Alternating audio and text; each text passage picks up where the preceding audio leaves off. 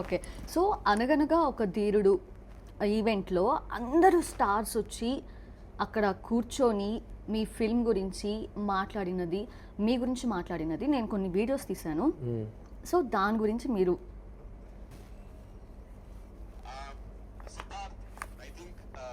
Siddharth is very lucky ఈ సినిమాలో తనకి హీరోగా ఛాన్స్ రావడం అనేది.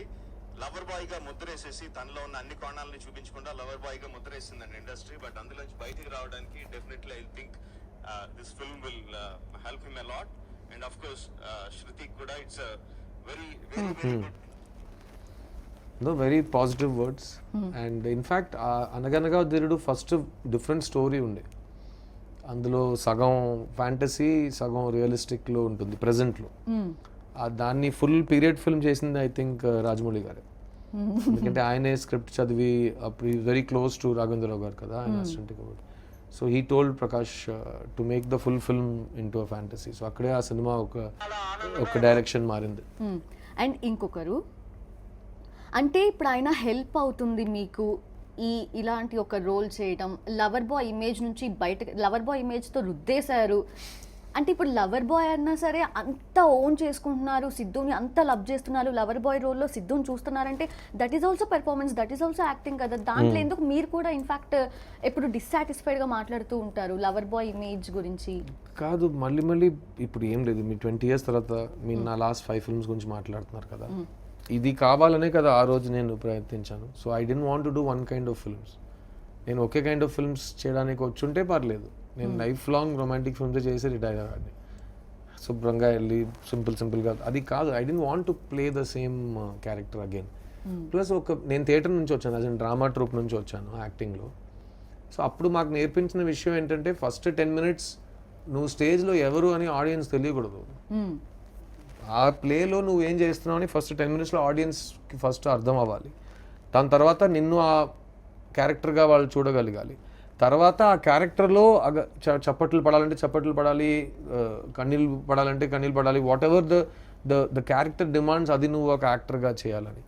సో లవర్ బాయ్ క్యారెక్టర్ అంటే ఫస్ట్ నన్ను చూసిన వెంటనే వాళ్ళకు ఒకటే సిద్ధు లేకపోతే సంతోష, అందరికి నచ్చే ఒక అబ్బాయి, మంచి అబ్బాయి, అమ్మాయిలకి అతను అంటే చాలా ఇష్టం ఉంటుంది. అతను it's the same person. So I don't want to discover, I want to discover somebody else. అందుకే నేను నువ్వు వస్తానంటే వేరే లాంగ్వేజ్లో రీమేక్ చేయట్లేదు. బొమ్మరులు ఒక లాంగ్వేజ్లో కూడా రీమేక్ చేయట్లేదు. అన్ని చోట అడిగారు. కాదు నేను ఆల్రెడీ చేసేసాను కదా, మళ్ళీ ఎందుకు చేయాలి? కాదు, మంచి రెస్పాన్స్ వస్తుంది, ఆడియన్స్ కొత్త ఆడియన్స్ ఉంటుంది, మంచి డబ్బులు ఇస్తారు. కాదు అది కాదు, నేను ఆల్రెడీ చేసేసాను కదా, చేసిన రోల్ని మళ్ళీ చేయడంలో ఏముంది, కొత్తగా ఏదైనా ట్రై చేద్దాం అని వెళ్ళే ఒక థింగ్. సో సేమ్ థింగ్ ఇప్పుడు కూడా. ఇప్పుడు అది చిన్న కానీ, ఇప్పుడు 3 BHK కానీ, ఇప్పుడు నెక్స్ట్ హిందీలో ఒకటి చేస్తున్నాను నెట్ఫ్లిక్స్ కోసం, అదొకటి కానీ, ఇంతకుముందు వచ్చిన టెస్ట్ కానీ, ఏ ఒక్క రోల్కి ఇంకో రోల్తో సంబంధం ఉండకూడదు. వేరే ఒక మనిషిలా ఉండడానికి ఒక ఛాన్స్ దొరకాలి. As an actor that's what I'm looking for. And like I said, ప్రొడ్యూసర్కి పెట్టిన డబ్బులు రిటర్న్ రావాలి. It's the only 2 things I have in mind. పెట్టిన డబ్బులు రిటర్న్ రావడం అండ్ పెద్ద నెంబర్స్ లో రిటర్న్ రావడం అది మీ చేతిలో లేదు కదా. అలా ఉంటే పెద్ద నంబర్స్ కోసం కలకంటున్న ప్రతి సినిమా గెలవాలి కదా. 1 in 100 is succeeding.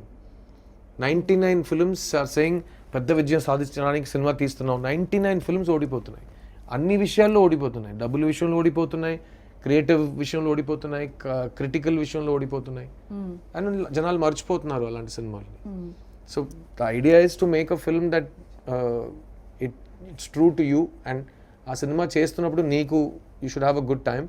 And నేను I think in my previous interviews also నేను చెప్పాను, నాకు ఒక సినిమాతో రిలేషన్షిప్, నేను రిలీజ్ ముందు ఫైనల్గా సినిమా చూస్తాను కదా, దాని తర్వాత సినిమాతో నా రిలేషన్షిప్ అయిపోయింది. ఎందుకంటే అది ఆడియన్స్ సినిమా అయిపోతుంది. తర్వాత మీరు అందులో వెళ్ళి లేదు నేను ఏం చెప్పాలనుకున్నాను అని చెప్పలేరు. రివాల్యుయేషన్ లేదు అందులో. Once it is out. So before release నాకు ఒక ఐడియా ఉంటుంది కదా. అండ్ మోస్ట్లీ నాకు రిలీజ్ ముందు ఉన్న ఐడియావే రిలీజ్ తర్వాత కూడా ఉంది. Because I'm seeing it. నేను ఏ స్క్రిప్ట్ విన్నాను, ఒక అసిస్టెంట్ డైరెక్టర్గా నేను సినిమాలో పనిచేశాను అనుకోండి, ఈ సినిమా పూర్తిగా స్క్రీన్లో చూస్తున్నప్పుడు రాసింది కరెక్ట్గా తీసి డెలివర్ అయిందా అని ఆలోచిస్తాం. కొన్ని పెద్ద సినిమాలు ఉంటాయి, అందులో మనం సినిమా థియేటర్లో ఆడియన్స్తో పాటు చూస్తాం. అది కొంచెం హార్ష్గా ఉంటుంది. ఎందుకంటే రిలీజ్ ముందు మనకు ఐడియా లేదు, మనకు ఆ సినిమా చూసిన ఎక్స్పీరియన్స్ లేదు. సో సినిమా థియేటర్లోనే ఆడియన్స్తో పాటు మనం కూడా ఒక ఆడియన్స్గా చూస్తాం. అది ఒక separate experience. But every film has a different experience when you're watching it like that.